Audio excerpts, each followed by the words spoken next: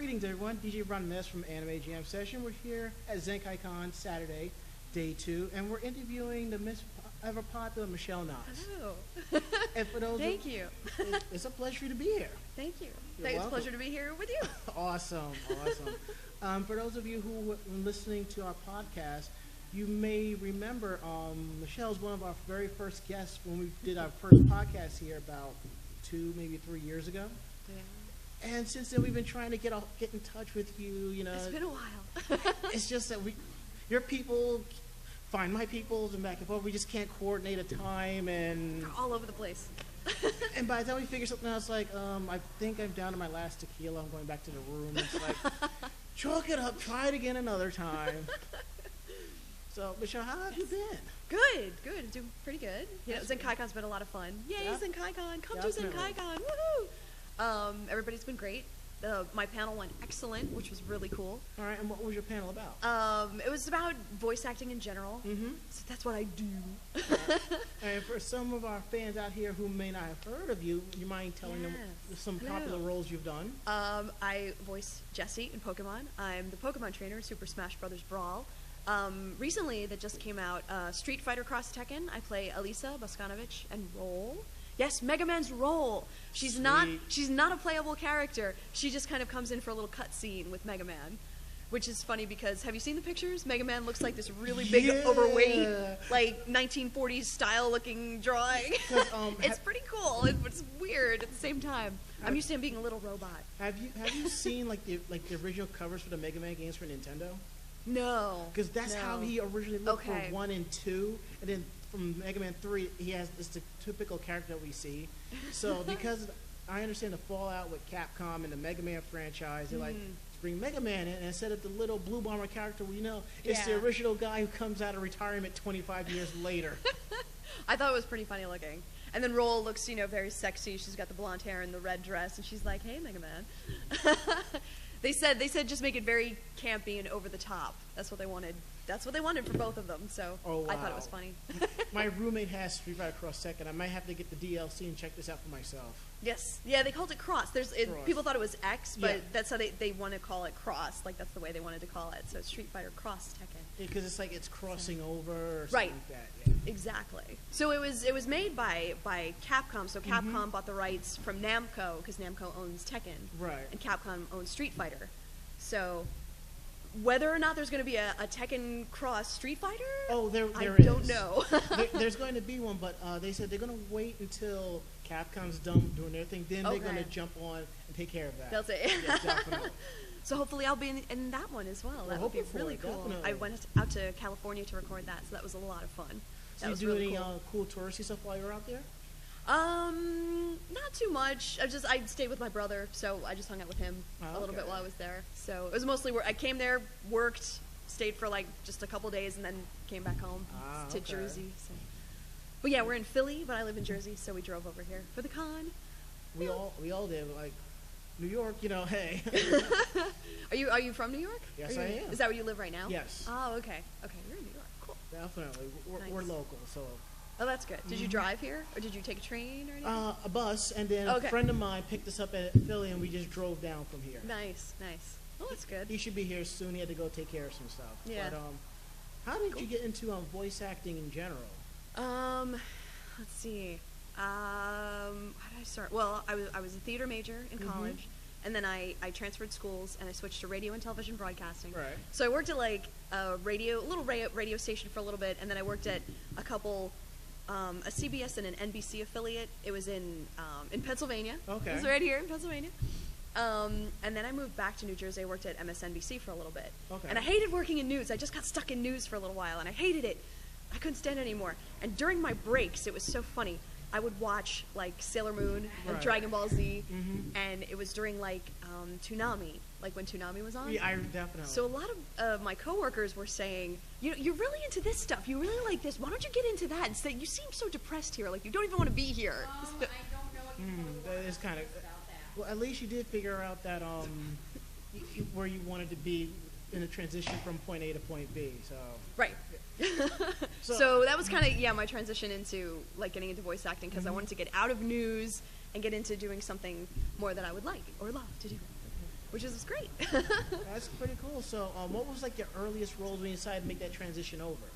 Right, because there was the Big Apple Anime Fest. Yeah. Were you there? I was there. You were there Yes, in 2003. Yes, I was. A while ago. Yeah, the Big Apple Anime Fest. Did you see the contest at all? I was in it. You were in it. Do you remember the I don't remember. The Final Fantasy skit done to Dungeons and Dragons? No. I don't. Oh my god, it was so long ago. That really? was us. You That were was in? us. Oh my Yes, god, that's so funny. I was Barrett Wallace in that skit. That is cool. But they had the anime. They called it Anime Idol. The Anime Idol I contest. remember that. Yeah. And I won my first role, which was Hajime Yagi in the World of Naruto. Oh, okay. Which was cool. Yeah, and before that, I used to go to. I love conventions. I love anime. I love Japanese animation. And I would go to conventions, and I loved to go to the voice actor panels. And this is like way back when, when I was in college and stuff, and Right. was an attendee. I just, went to the cons. So, and I really was interested in, the voice actors and what they did, and they really loved it. And I'm like, yeah, that's something that I want to get into. I want to get out of news, and I want to do this. So, I probably shouldn't be banging the table with a microphone on it. That's quite all Sorry. right. We have trained monkeys back at the studio to know how to edit that out. So, yeah. So that was kind of, and so after because I had another job. So after I won the contest, I said I really want to get into this full time. Because when you start out in voice acting, you definitely have to have another job. Right. Because you're just starting out, going on auditions, and it's good to have a flexible job that you can say, okay, tomorrow can you come in for this audition at 2 p.m. It's like, okay, can I switch my schedule around? So it's good to have a flexible job, or one even where you can work from home. Is even better. And with technology nowadays, you can do anything from home. You can Skype things in, and everything. It's crazy. So yeah, and then I made a demo, and I studied with Susan Berkeley, who's the voice of AT&T. She's thank you for calling AT&T. Wow. I studied with her. She's really nice, really cool. And yeah, she's like a millionaire because she's from doing all these telephone prompts. So that's one of the things that I do also on the side, do telephone prompts. Yeah, and I studied with her, and I made a demo, and I mailed it out everywhere, and here I am. It goes right down the hill, and then you have all these roles left and right. Here, you just keep auditioning. That's the fun part about it, is that you're never in one place. It's like you're always traveling and always doing something else. It's like, okay, what audition am I going on to today? So which is really cool. So I'm not a desk person, I guess. I sat at a desk for a little while, and I'm like, oh, never again.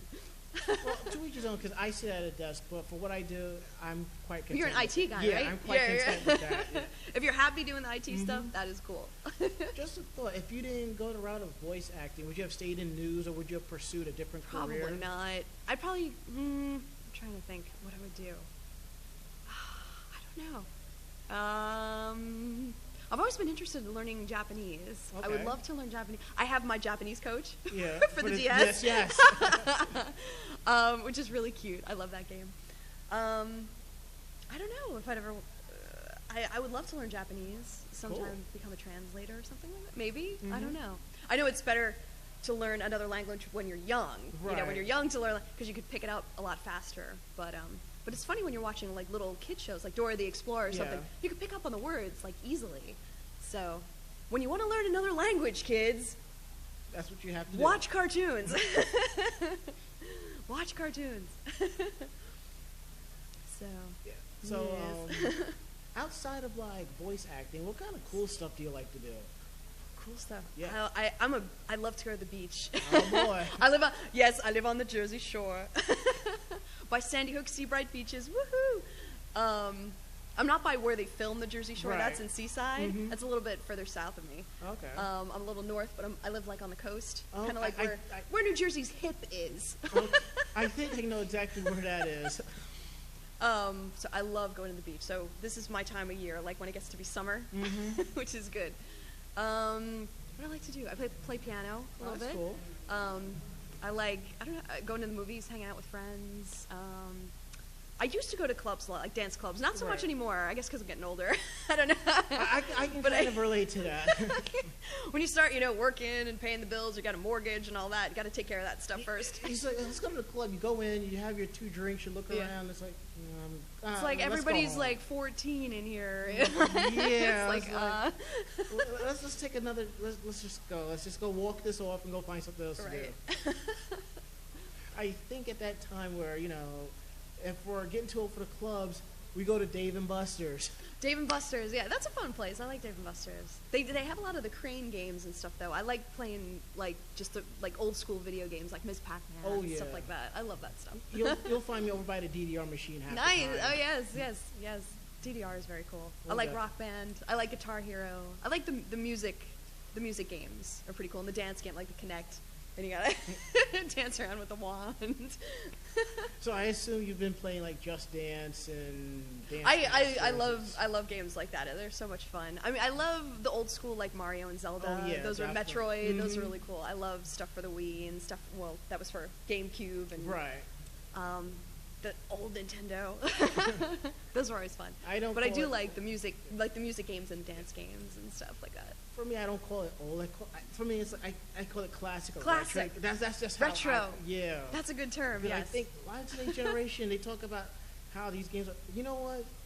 Go grab an NES, pop in the original Zelda or something. Like Right. that. Let's see how far you get. They were hard. It seems like games got so much easier.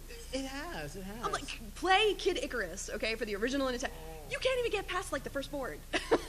I remember one time we got Mega Man 9 for Xbox Live Arcade. Yes. At the time, my roommate's brother comes over and he's playing through it, and he goes, "How do you target your shots?"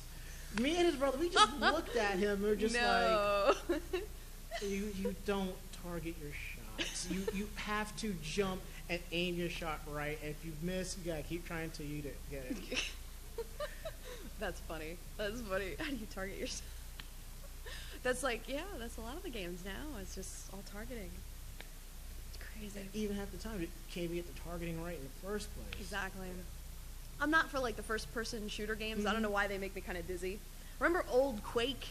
Yes. Remember Quake when you're walking through and it's first person? I was like, I couldn't play that game. A friend of mine has a similar issue, but she fights through that just to play Portal and Portal 2. Oh, okay. I've heard of Portal, but I haven't played it. Yeah. Portal is quite fun. I mean, it's a Yeah. great puzzle game, but Cool. if you have issues with like the first person view, maybe Yeah. not so much.